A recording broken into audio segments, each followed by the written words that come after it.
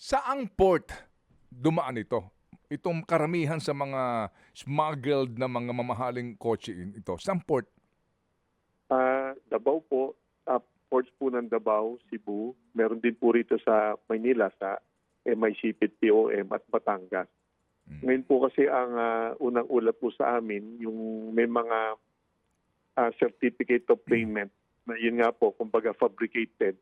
Kapag naman yan ay dinala naman sa LTO, may presumption of, alam niyo na po yan, supposed to be regularity, mai-ano na po yan, mai-re-register na po yan sa parte ng LTO.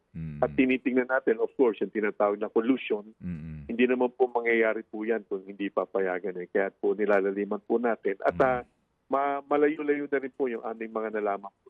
Nasa validation stage na po tayo at pagdugtong po sa LTO. Opo. Kapag po hindi nakipagtulungan ng LTO dito, ano po ang bala? Sorry sir, kasi ayoko po kayong malagayin. Alam niyo na, pero wala kayong magagawa kung hindi makipagtulungan ng LTO sa inyo rito. Ano po ang sabi sa inyo ni Secretary ng DOTR? Ano po ang inyong balak na gawin? Ganito po, nasa kapangyarihan naman po ng Bureau of Customs po kasi na mag-file po ng mga kaso na gagamitin po namin yung ating anti-smuggling law sa CMTA.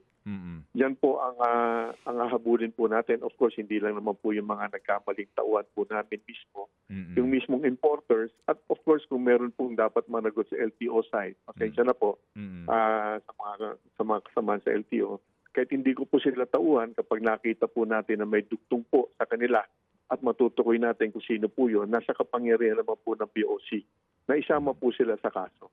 At this stage, kailangan lang po namin ng kooperasyon. Of course, nakikiusap naman po tayo. Yung mga wala namang kinalaman dito, dapat ay tulungan po natin ang ating bansa. Tulungan kami upang matapos naman po at makatulong kami kahit papano po sa ginagawang investigasyon po ng ating mga kasama sa ICI. Mga kapatid, brothers and sisters, saan ka pa? Dito na tayo sa totoo.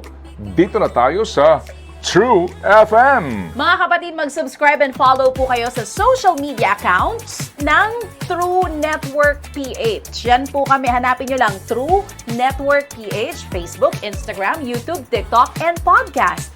Mapa-Apple or Spotify man yan, mahahanap nyo kami. Lahat ng mga napapanood at napapakinggan nyo po sa programa, nasa social media accounts namin yan. So, paano mga kapatid? See you sa social media!